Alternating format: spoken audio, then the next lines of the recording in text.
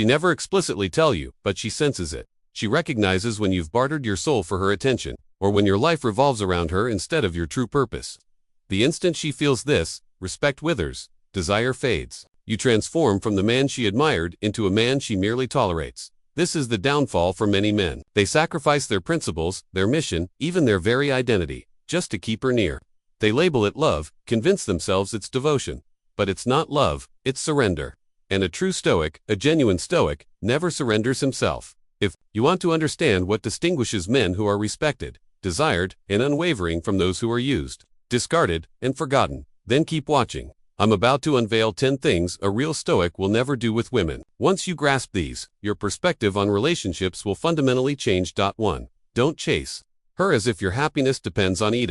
True Stoic would never pursue a woman as if his happiness were entirely contingent on her. The moment you do, you've already relinquished the one thing a Stoic guards above all else, your sovereignty. Look around today. Most men have been conditioned to see women as the ultimate prize, to believe their self-worth exists only if validated by a romantic partner. They compete, they overextend themselves, they twist their schedules, their principles, and their entire lives just for a chance at her attention. And when they secure that attention, they call it love. But let's be honest, it's not love, it's addiction. And addiction is a form of slavery. Stoicism teaches us that happiness isn't found in people, possessions, or external outcomes. It resides in our virtue and our self-control. When you chase a woman with desperate energy, you're conveying to both yourself and her, "You are my source of happiness. You are my anchor. You are my reason to feel alive." But what happens when that source is removed? You crumble. That's why chasing is so perilous. It makes your emotional state reliant on someone else's behavior, someone who owes you nothing. You surrender your power and simply pray, she handles it with care.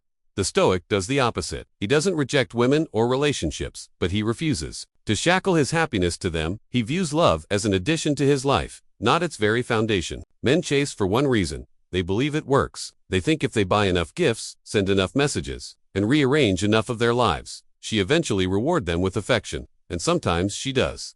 But here's the harsh truth. She doesn't respect the man who sacrifices himself for her approval. She uses him. She tolerates him. She might even enjoy his company. But she doesn't crave him. Craving stems from polarity, from the tension between two sovereign individuals who freely choose each other, not from one man begging for scraps while she decides his worth. If you're truly Stoic, you completely reverse this script. You don't chase, you attract. You don't beg, you build. You don't make her your source of joy. You make yourself unshakable, so your joy radiates with or without her. And that kind of energy, it draws women to you. Because when a man doesn't need her, when he stands firm in his own identity, she feels something most women rarely experience from men. Safety. Not safety from physical harm, but emotional grounding. She knows she can't control you. She knows you won't lose yourself in her, and that, paradoxically, makes her want you more. Here's a reality most men shy away from. If you're chasing a woman, it's not because you love her. It's because you fear losing her, fear of being alone, fear of not being enough, fear of not being desired. And actions driven by fear invariably lead to misery. The Stoic says, "I want her, but I do not need her. I will open my hand, not clench my fist. If she stays, good. If she leaves, also good." That's strength, that's freedom. If you constantly find yourself chasing, texting first, planning everything, trying to win her back after she pulls away, stop, ask yourself, would I still respect myself if I saw myself from an outsider's perspective? Am I acting like a man or a boy begging for love? Then, shift your focus. Build yourself, your health, your mind, your purpose. Expand your world, friends, passions, pursuits that don't revolve around her. Learn to walk away, not as a manipulative tactic, but as a lifestyle. Because when you no longer chase, you send a powerful message. My happiness is mine. You can join me in it, but you will never own it. The day you stop chasing women as if your happiness depends on them is the day you become the man they can't stop thinking about. Not because you played a game, not because you manipulated them, but because you finally became someone no one could shake, and that's what a real Stoic does. 2. Don't lose yourself in her emotions. If you are genuinely Stoic, you will never allow yourself to be consumed by a woman's emotions. Yet, this is where most men falter. They enter a relationship believing they are stable, unshakable, but as soon as she laughs, they feel on top of the world, and as soon as she cries, they crumble. They let her moods dictate their emotional compass. Her validation fuel their actions, and her attention become their oxygen. They don't even realize they've relinquished their emotional autonomy until it's too late. By then, they're no longer a man. They're an emotional echo, simply reflecting whatever she projects. It happens gradually, subtly. Initially, it feels good, even intoxicating. You rationalize, I care about her, I want to support her. This is what a good partner does. But the boundary between care and codependence quickly blurs. Before you know it, you're not just supporting her, you're living within her emotional storms, allowing them to dictate your every move. She's upset, so you're upset. She's distant, so you spiral. She's affectionate, and suddenly you feel alive again. It's an emotional roller coaster where she controls the ride. And you're strapped in like a passenger who forgot he could simply disembark. But Stoicism was never about being a passenger. A Stoic is the man who owns his inner world, regardless of the external chaos. He can love a woman deeply, passionately, yet remain unmoved by her shifting tides. He doesn't dismiss her feelings, but he doesn't drown in them either. Because the moment you let her emotional state dictate yours, you've lost the only thing a Stoic truly controls, himself. And make no mistake, women can sense when you've surrendered. That control, they can feel when you're living for their moods instead of for your own principles. At first, she might even like it. She might find comfort in knowing she can influence you so easily, but deep down, she will lose respect for you. Because a man who loses himself in her emotions is no longer her partner.